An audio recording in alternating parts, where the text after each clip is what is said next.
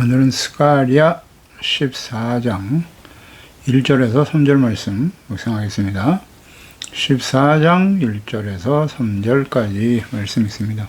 여호와의 날이 이르리라. 그날에 내 재물이 약탈되어 내 가운데서 나누이리라. 내가 이방 나라들을 모아 예루살렘과 싸우게 하리니 성읍이 함락되며 가옥이 약탈되며 부녀가 욕을 당하며 성읍 백성이 절반이나 사로잡혀 가려니와 남은 백성은 성읍에서 끊어지지 아니하리라. 그때에 여호와께서 나가사 이방 나라들을 치시되 이왕의 전쟁 날에 싸운 것 같이 하시리라. 아멘.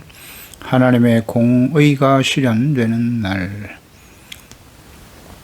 여호와의 날에 이제 하나님께서 예루살렘과 이스라엘을 위해서 싸워 주실 것이다 라는 말씀을 하시네요. 이방인들과 대적들을 징벌하신다.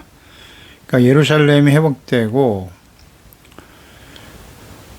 이제 온 땅에 하나님의 다스리심과 인도하심 속에서 이스라엘의 온전한 모습을 회복될 것이다 라는 약속의 말씀과, 그러나 그 이스라엘은 또다시 부패와 타락의 길을 가게 될 것이고 하나님의 징계와 연단을 통한 회복이 이스라엘 역사 속에 반복되어 왔듯이 이제 마지막으로 이 하나님의 나라의 회복을 위해서 온 세상을 심판하시려고 하는 하나님의 계획과 뜻에 대한 예언의 말씀을 하고 계십니다. 그러니까 이 선지자 스가랴 역시 선지자들을 통해 주셨던 말씀이 그랬듯이 그리스도에 대한 약속이죠. 예수 그리스도의 초림과 더불어 예수 그리스도의 재림과 마지막 심판까지 연결되어 있어요. 그리고 궁극적으로 새 예루살렘, 새하늘과 새 땅, 하나님 다스리시는 하나님의 나라가 회복되어 나는 너의 하나님이 되고 너는 나의 아들들과 자녀들을 백성들이 되리라. 이것이 하나님의 뜻이거든요. 이 하나님의 뜻이 온전히 실현되어지는 것, 이것이 이제 성경의 마지막이라고 볼 수 있겠습니다. 인류의 역사를 향한 하나님의 뜻이에요. 세상을 창조하신 하나님의 뜻이죠. 사람을 만드신 하나님의 뜻인 것입니다.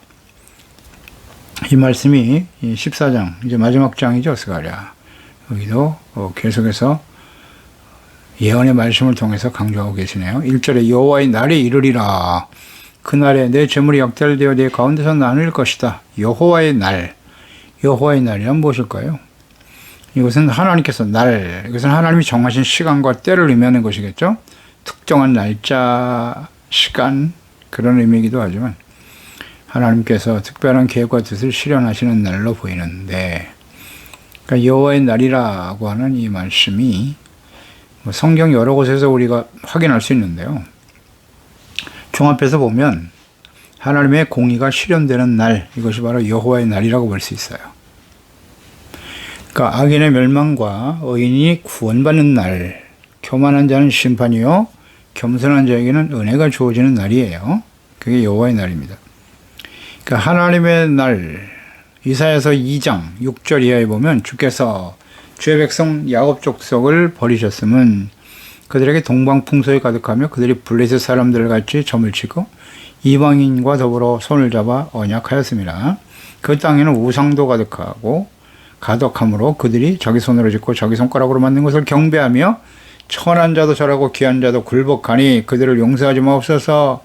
대저 만군의 여호와의 날이 모든 교만한 자와 거만한 자와 자고한 자에게 이 말이니 그들이 낮아지리라. 아멘. 여호와의 날, 무슨 의미겠어요? 교만한 자와 거만한 자, 자고한 자들을 하나님께서 징계하시고 심판하신 이후에 낮아진다. 겸손하게 만드시는 거예요. 그 여호와의 날이 작동한 원인이 뭐다? 하나님의 백성들이 이 우상 숭배에 빠졌다는 거죠. 하나님을 버리고. 이게 여호와의 날의 의미죠.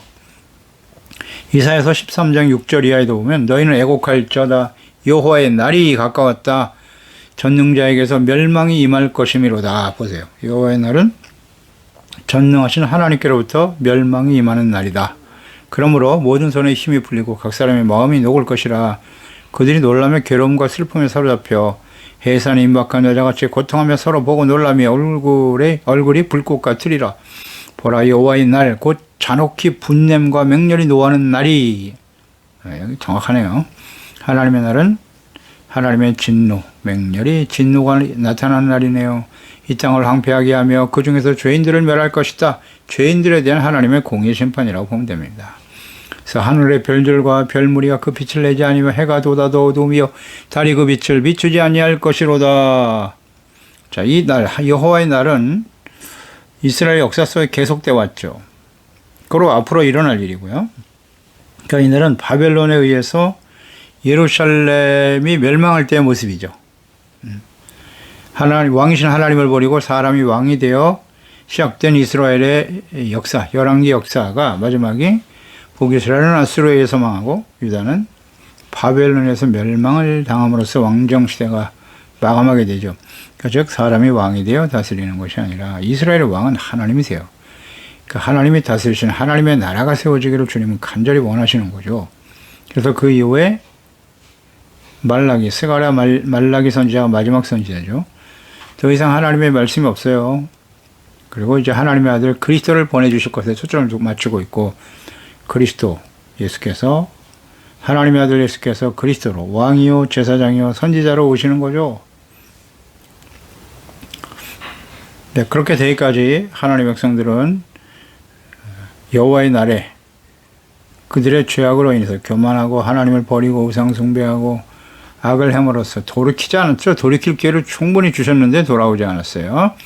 그래서 바벨론에서 멸망을 당하는 날이 여호와의 날이고, 이 날은 이제 하나님의 아들 예수 그리스도를 보내주심으로써 구원의 문을 활짝 열어놓으셨으나 그들은 또다시 하나님 보내신 그리스도를 거부하잖아요. 누가? 이스라엘이 거부했어요. 그래서 결국 AD 70년에 로마에 의해서 완전 멸망을 당하죠. 그 멸망을 당하는 모습이 바로 여호와의 날인 거예요. 요엘서에 나와 있죠. 요엘서 1장 15절 슬프다 그날이요 여호와의 날이 가까웠으니 곧 멸망같이 전능자에게로부터 이르리로다. 요엘서 2장 11절에 여호와께서 그의 군대 앞에서 소리로 지르시고 그의 진영은 심히 크고 그의 명령을 행하는 자는 강하니 여호와의 날이 크고 심히 두렵도다. 당할 자가 누구랴. 예. 보세요. 그리스도를 보내셨지만 거부하는 자들에게 이 말 하나님의 공의의 실현, 네, 그 날, 여호와의 날, 크고 두려운 날이죠. 하나님의 공의가 실현되는 날이에요. 이것은 예수님의 초림 이후에 이제 예수님의 재림과 연결이 되는 거예요. 예수님의 재림과 마지막 심판 때의 징조에 대해서 말씀하신 내용과 연결이 되죠. 마태복음 24장 29절 이하 그날 환란 후에 즉시 해가 어두워지고 달이 빛을 내지 않고 별들이 하늘에서 떨어진다. 하늘의 권능들이 흔들릴 것이고 그때 인자의 징조가 하늘에서 보이겠고 그때 땅의 모든 족속들이 통곡하며 그들이 인자가 구름을 타고 능력과 큰 영광으로 오는 것을 보게 될 것이다. 그러니까 여호와의 날의 그 심판의 모습이 예수 그리스도가 재림하시고 이 땅에 쏟아질 심판의 내용과 같죠. 이것이 바로 여호와의 날이에요. 그래서 여호와의 날은 모든 시대에 계속됐고 예수 그리스도를 버린 이스라엘에게 임했고 2000년 동안 나라가 없이 떠들고 있다가 1947년, 8년에 독립했는데요. 그 이후에 지금 한 세대가 지나가고 있죠. 이제 마지막 심판을 향해 달려가고 있는 거예요. 마지막 기회가 주어지는 겁니다. 땅끝까지 모든 민족에게 복음이 전파될 것이고 마지막에 이제 이스라엘이죠. 그 이스라엘이 지금 알리아 운동을 통해서 예루살렘으로 돌아오고 있어요. 그들에게 마지막 구원의 기회를 주신 것입니다. 예수님께서 그리스도요 하나님의 아들이심을 믿고 회개하고 돌아올 기회. 그러나 돌아오기는 쉽지 않을 것이다. 쉽지 않을 거예요. 이스라엘이 예수님을 그리스도로 인정한다. 그날이 올까요? 과거의 역사를 보면 그럴 것 같지 않아요. 언제나 성경은 진리거든요. 그러나 그 중에서도 개별적으로 예수 그리스도를 믿고 구원받은 사람들이 있겠죠. 작은 자들이에요. 그들이 남은 자들이죠. 그루터기와 같은 사람들이 있겠죠. 그들이 이제 구원을 받게 될 것이고 돌이키지 못하는 그들에게 예루살렘에 예수님께서 임하실 거고 감람산에 임하신다고 하셨으니까 그곳에 임하실 것이고 심판이 거기서부터 시작이 되겠죠. 그래서 여호와의 날은 악하고 교만한 자들에게는 심판의 날이 될 것이고요. 예수 그리스도의 재림. 그리고 의롭고 진실하고 거룩한 하나님의 자녀들에게는 구원과 위로와 기쁨과 영광의 날이 되겠죠. 연단되어진 사람들은. 그래서 이는 예수님의 초림에서부터 재림하실 때까지 모든 역사 속에 계속될 것이고 특히 재림과 마지막 심판에 구체적으로 실현될 거예요. 그래서 그 여호와의 날의 내용, 하나님의 심판의 내용이 자세히 기록되어 있는 것이 바로 요한계시록 아니겠습니까? 요한계시록 복잡하지 않다고 그랬어요. 핵심 키워드가 뭐라고요? 예, 심판이에요, 심판. 하나님의 공의, 여호와의 날이죠. 인을 떼는 심판, 나팔 심판, 대접 심판. 그 다음 하나님의 나라의 회복이죠. 하나님의 나라가 새 예루살렘이 내려오잖아요. 하나님이 다스리시는 하나님의 나라의 회복. 네, 그게 바로 요한계시록입니다. 자, 그날에는 여호와의 날, 내 재물이 약탈되어 내 가운데서 나누게 될 것이다. 대적들에게 침탈을 당하게 될 거라는 거예요. 그래서 모든 재물을 다 빼앗기게 될 것이다. 이것은 예수님을 거부한 이스라엘, 바벨론 때 이미 성취되었고요. 다시 회복되어 돌아왔으나 예수 그리스도가 오시는 그날까지 침묵하고 있다가 계속 실현을 당했죠. 주변의 강력한 나라들에 의해서 알렉산더에 이어서 로마에게 지배를 당하고 결국 멸망을 당하고 온 세상에 흩어져 고통 중에 살아가는 거죠. 모든 재물을 다 빼앗긴다. 대적들에게 침탈을 당할 것이다. 이루어졌어요. 역사 속에 다 이루어졌고요. 2절에 내가 이방 나라들을 모아 예루살렘과 싸우게 하리니 그랬어요. 성읍이 함락되며 가옥이 약탈되고 부녀가 욕을 당하고 성읍이 절반이나 사로잡혀 가려니와 남은 백성은 끊어지지 않는다. 그러니까 열국에 의해서 함락된다 그랬어요. 가옥, 부녀, 약탈당하고 절반이 사로잡혀가고 바벨론에 의해서 실행됐고 로마에 의해서 또다시 멸망을 당하게 되었고 계속해서 역사 속에 고통받으며 살아갔어요. 그런 남은 자들이 있다는 거예요. 남은 자들은 끊어지지 아니하리라. 이 남은 자들.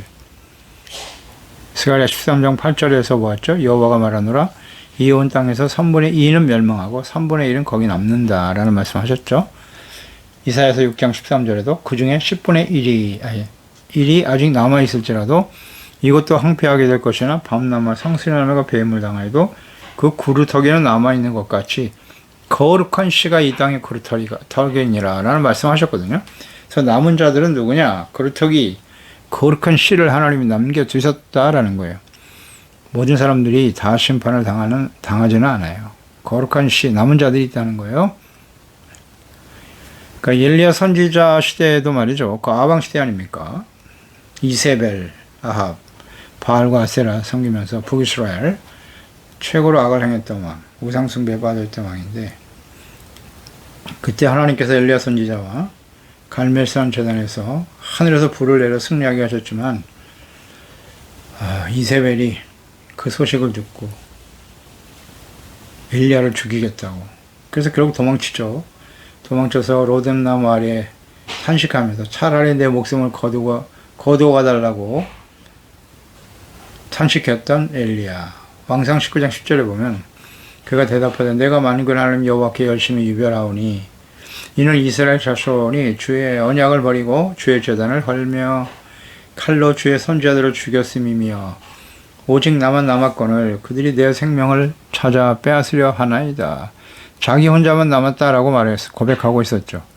그때 왕상 19장 18절에 하나님께서 그러나 내가 이스라엘 가운데 7,000명을 남기리니 다 바알에게 무릎을 꿇지 아니하고 다 바알에게 입맞추지 아니한 자니라. 그러한 절망적인 시대에도 하나님께서는 바알에게 무릎을 꿇지 않은 1,000명, 7,000명이네. 7,000명을 남겨두셨다고 말씀하셨죠. 이들이 바로 남은 자요 거룩한 씨요 구루터기인 거예요. 항상 그런 사람들을 하나님께서 예비하시고 준비하시고 그들은 끊어지지 않는다라고 말씀하셨거든요. 3절에 그때 여호와께서 나가사 이방 나라들을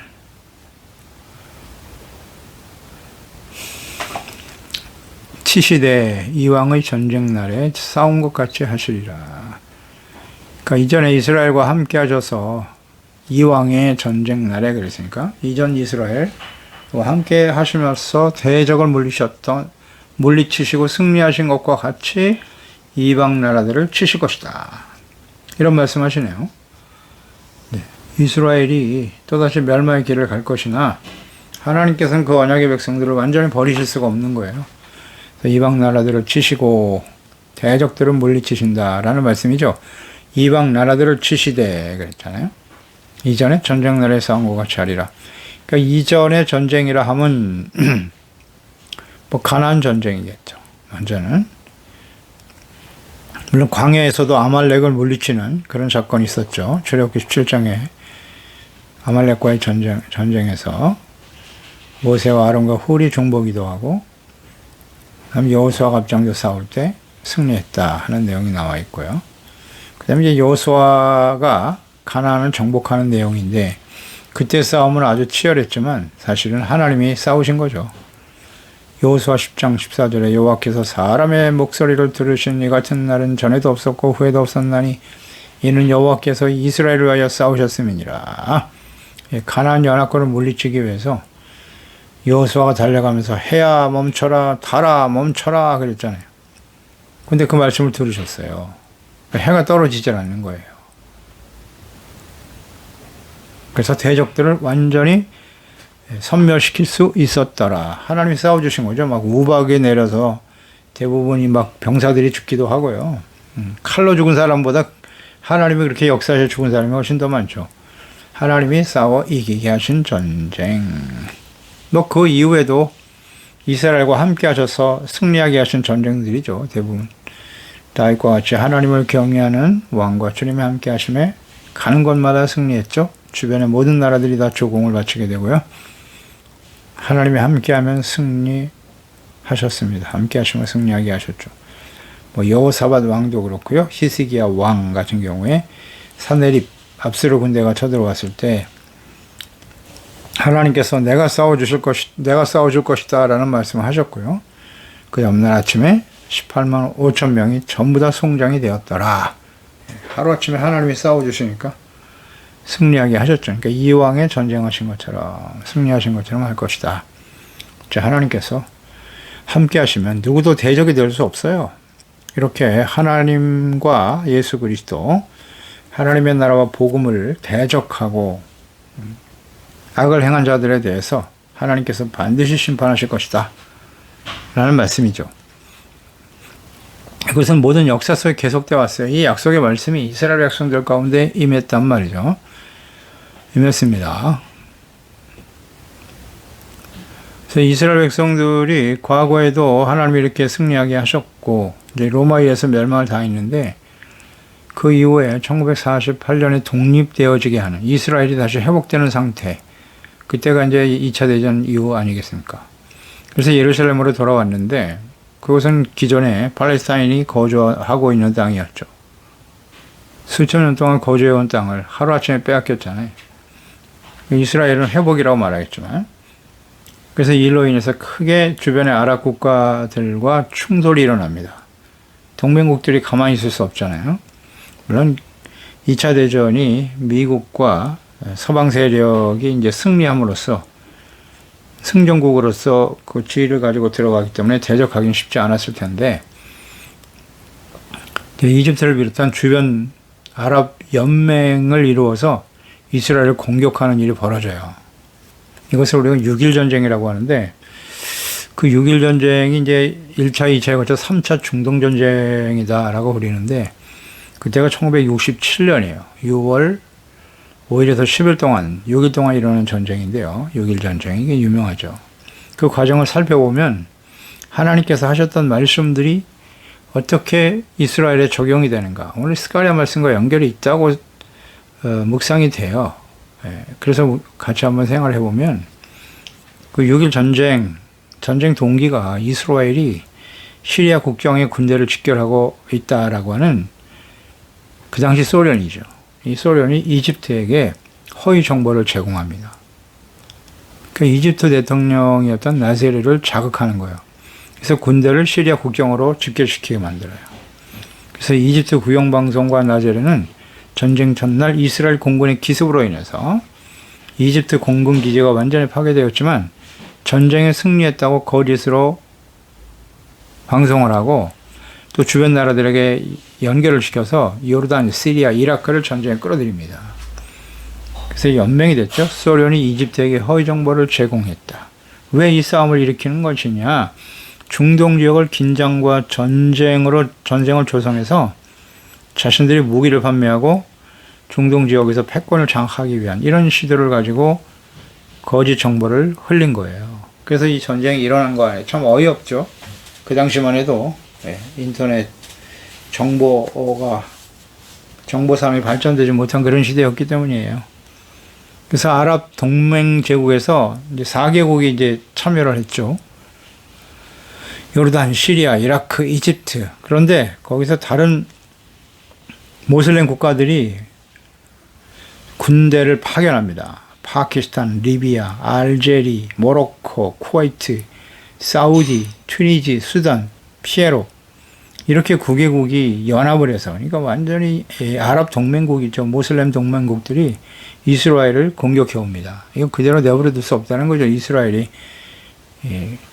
존재하는 것 자체를 인정할 수가 없었던 거죠. 그래서 연합군들의 그 당시에 군사력은 대략 한 58만 명 정도 된다고 해요. 당시 이스라엘 군대는 뭐 예비군까지 다 포함해요.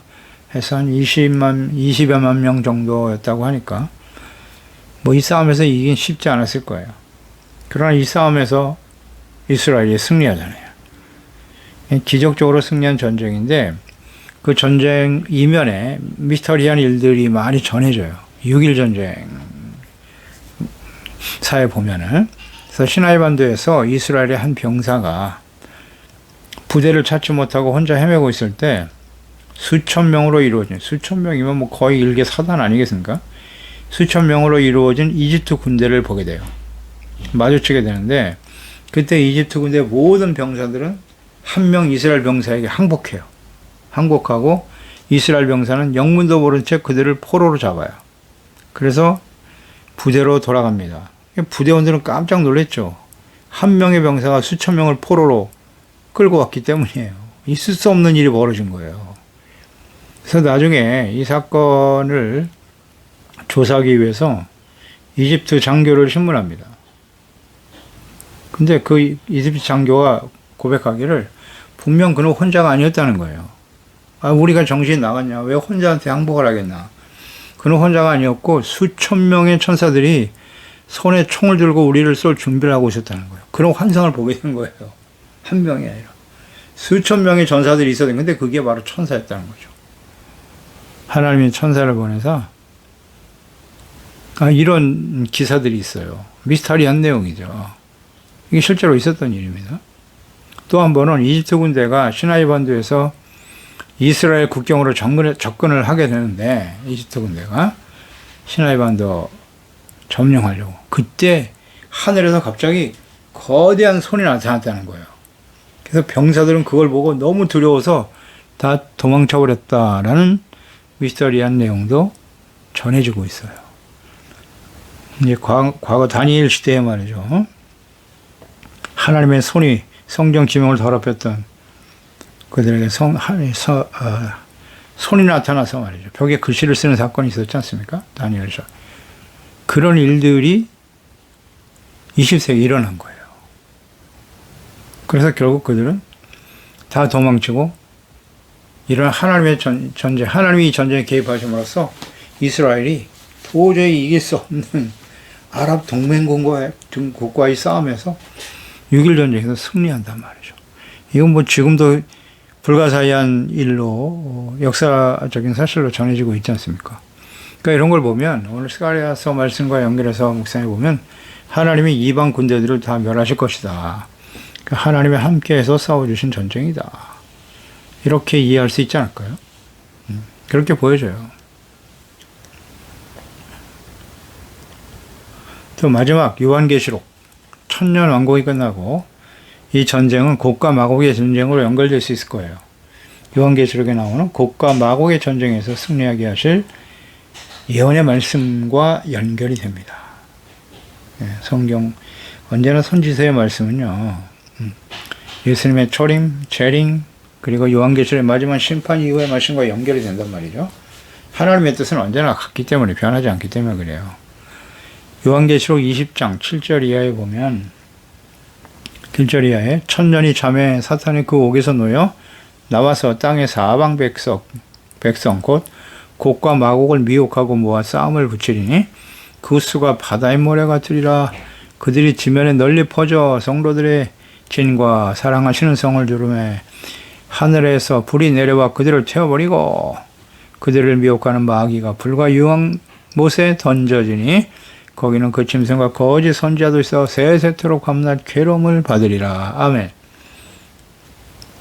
하나님께서 심판하시는 과정에서 이제 마귀들을 무조갱에 집어넣고 가둬버리죠. 가둬버리고 전쟁이 치러진 이후에 1000년 동안 하나님이 다스리신 천년왕, 마귀가 없는 세상이죠. 아주 행복하고 평안한 시대가 열리다가 잠깐 그들을 옥에서 놓아 사람들을 마귀들이 나와서 미혹하는데 바다의 모래와 같이 미혹받는 사람이 많더라는 거죠. 그러니까 마귀들이 그들을 모아서 미혹받는 사람들을 모아서 하나님의 군대와 싸우게 만드는 거예요. 예루살렘 하나님의 백성과 전쟁에 붙더라. 장차 이제 계시록 이후에 일어날 말씀이죠. 예언의 말씀인 거예요. 그때 하나님이 불을 내려 그들을 태워버리고 마귀들을 완전히 불과 유황에 타는 못에 집어넣더라. 이때 일어날 전쟁이에요. 하나님께서 이 말씀과 연결해서 우리가 묵상할 수 있죠. 언제나 교만하고 악한 자들, 사탄의 종들은 하나님과 거룩한 하나님의 자녀 백성들과의 싸움에서 절대 이길 수 없어요. 이길 수 없습니다. 그래서 승리하게 될 것을 말씀하고 계시죠. 이처럼 하나님의 이 말씀에 선지자를 통해 주셨던 말씀 속에는 이스라엘 역사 속에 그리고 장차 예수 그리스도의 재림과 마지막 때에 일어날 하나님의 뜻과 계획이 자세하게 예언되어 있고 그 말씀이 성취되었음을 우리가 확인할 수 있습니다. 여호와의 날이 주 예수 그리스도가 다시 이 땅에 임하시는 날이 반드시 올 것입니다. 그날은 구원과 심판의 날이 될 것이 거룩함으로 연단되어 의와 평강의 열매를 맺어 두렵고 떨림으로 제 말씀 복종하여 구원을 온전히 이루고 하나님과 모든 사람들 가운데 화평함과 거룩함을 이루어 연단되어 주님 오시는 날 존귀와 칭찬과 영광과 생명을 얻는 우리 모두가 되어야 할 것입니다. 기도하겠습니다. 하나님 아버지, 오늘도 주의 말씀을 듣습니다. 하나님께서 스가랴 선지자를 통해서 이스라엘 역사 속에 장차 되어질 하나님의 뜻, 또 하나님의 계획, 그 예언의 말씀이 어떻게 성취되어질 것인가를 우리는 잘 묵상하면서 역사 속에 확인할 수 있는 것이죠. 하나님의 백성들은 또다시 교만하고 하나님과 말씀을 버리고 하나님이 보내신 자 예수 그리스도를 십자가에 버렸어요. 또다시 로마에서 멸망당하고 수천 년 동안 고통과 시련의 생활을 지나게 하셨으나 하나님이 약속하신 대로 그들은 다시 회복되어 그들을 대적했던 나라들을 하나님께서 제거하시고 나라를 회복시켜 하나님의 다스리신 하나님의 나라가 되게 하시옵나이다. 주여, 이것이 이제 마지막 예수 그리스도의 재림과 요한계시록의 심판이 이 땅에 임할 여호와의 날,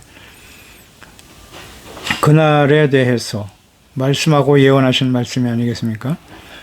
우리는 어떤 사람이 되어야 할까요? 하나님의 말씀과 뜻이 이루어질 것이니 항상 두렵고 떨림으로 주의 말씀을 복종하고 근신하고 깨어 배역하고 어두운 세상 속에서 착함과 의로움, 진실함, 거룩함의 빛의 열매로 성령님의 인도하심을 따라